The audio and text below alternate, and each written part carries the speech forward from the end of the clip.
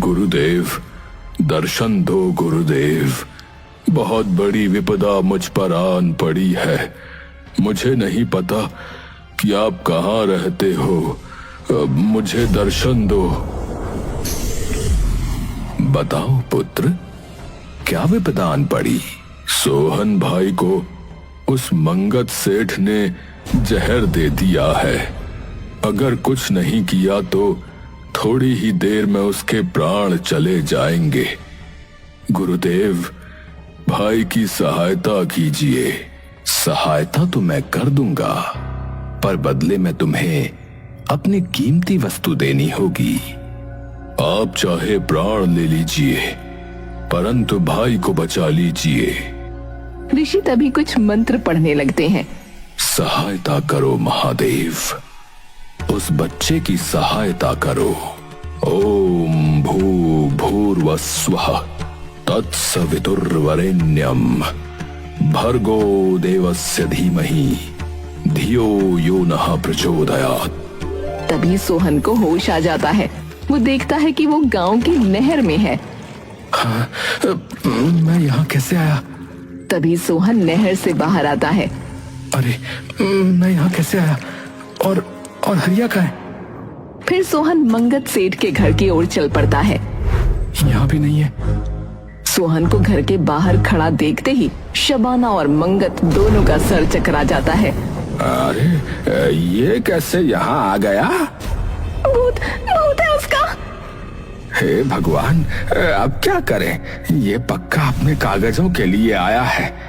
मैं एक तांत्रिक को जानती हूँ, उनके पास चलते हैं। वो इन सब का इलाज अच्छे से निकाल सकते हैं।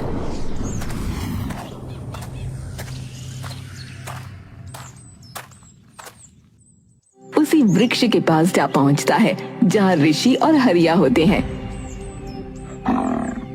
अरे हरिया, तू यहाँ क्या कर रहा है? और मुझे क्या हो गया था? मैंने आंख खोली तो मैं गांव की नहर में था।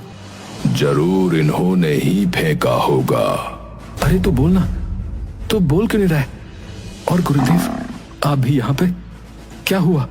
अब ये बोल नहीं पाएगा वत्स। क्या? क्यों? पर क्यों? ऋषि उसे सारी बात बता देते हैं। सोहन भरी हुई आंखों से उसकी ओर देखता है। अरे, तूने एक बार भी नहीं सोचा? इसने तो यहाँ तक कह दिया था कि भाई को बचा लो, भले ही बदले में मेरे प्राण ले लो। अरे देख पागल, ऐसे कैसे ले लेगा कोई भी तेरे प्राण? अभी तो हमें अपने खेत में खूब सारी फसल उगानी है। हमारे खेत के कागज कहाँ गए? जरूर उन्होंने लिए होंगे। चलो हरिया, उन्हीं के पास चलते हैं। ओम ऐं ह्रीं क्लीं चामुंडाय विद्महे नमः। ओम ऐं ह्रीं क्लीं चामुंडाय विद्महे नमः। तुमसे क्या चाहती है अब वो? मेरी जान लेना। चिंता मत करो पुत्र, जब तक मैं हूँ वो आत्मा तुम्हारा कुछ भी नहीं बिगाड़ पाएगी। बाबा, आप हमारे साथ चलो। मुझे पक्का पता है वो हमारी जान लेने फिर से हमारे घर आएगा।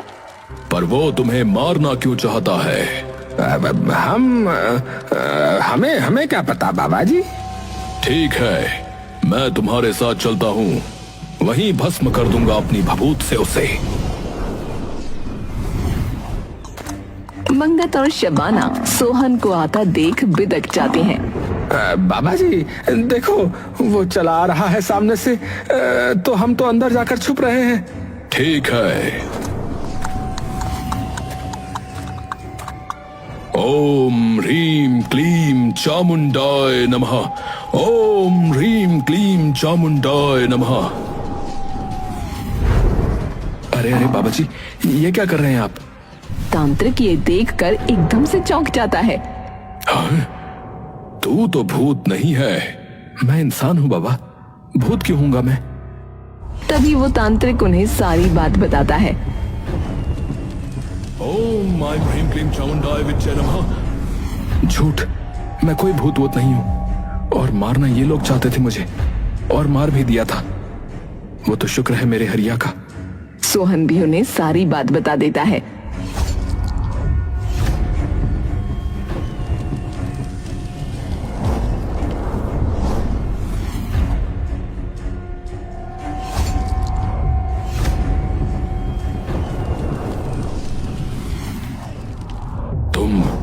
चैत्य वृक्ष को देख पाए?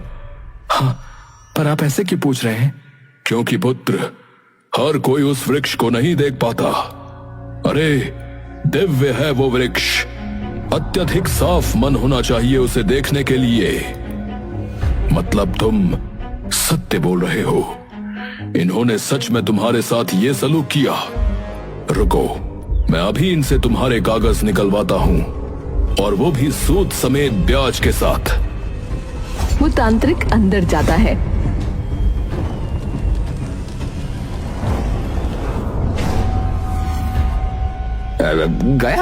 गया वो? ऐसे नहीं जाएगा, बहुत ही शक्तिशाली भूत है और बहुत ही गुस्से में है। तो जब तक तुम उसे उसके कागजात और उसके कर्ज के पैसे वापस नहीं दे देते, वो नहीं जाएगा। पर भूत क्या करेगा उसका? मुझे क्या पता, पर अगर नहीं दिए तो इस पूरे घर को वो अपने वश में कर लेगा। और वो ये भी कह रहा था कि आपकी पत्नी से नौकरों की तरह काम करवाएगा। अरे नहीं नहीं, जो मांग रहा है दे दो। अरे दे दो, अपने साथ मुझे भी मरवाओगे क्या? वो सारे पैसे और कागज लेकर सोहन को वापस दे देता है।